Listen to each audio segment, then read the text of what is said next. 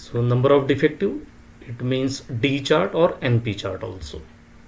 So the example is that here the number of defectives in 24 samples of size 50 is given in the table, of course, and we have to construct control chart for number of defectives, that is NP chart or D chart, and then we have to make a comment whether the process is in statistical control or not. So please remember that here the number of samples are 24 and each sample is having a size 50.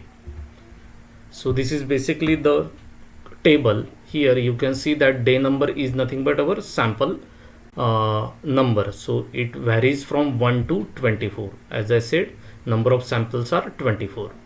Each sample is having a size 50, so you can see that 50 is written here in the second column.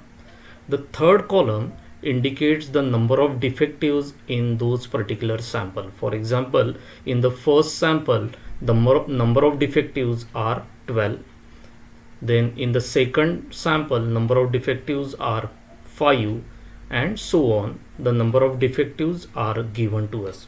Now using this much of information, we have to construct control chart for number of defectives, that is NP chart or D chart. Now we know that the 3 sigma control limit for number of defectives are given by NP plus minus 3 into square root of NP into 1 minus P. Now if the value of P is not known, that means if the standards are not given, then we estimate this P using P bar, which is nothing but unbiased estimate of P. So 3 sigma control limit in this case will be given by central line, which is nothing but NP bar. So you can see that instead of P, now we are using its unbiased estimate, that is P bar.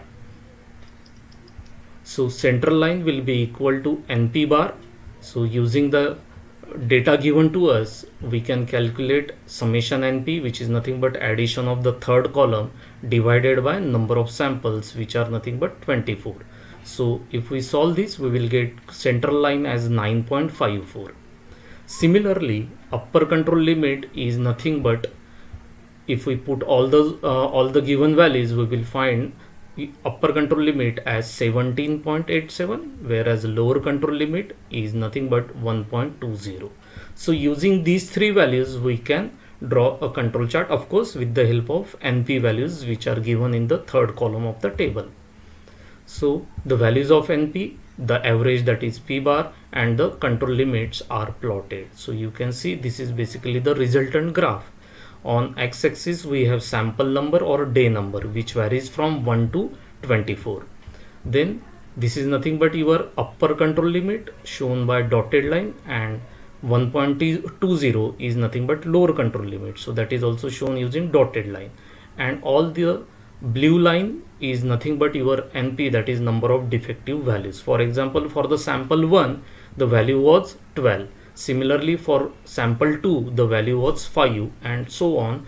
All the values are plotted on the graph, and by observing a graph you can see that all the number of defective values, that is NP values, lies within the control limit, and hence we conclude that the process is in statistical control. So this is the example based on number of defectives.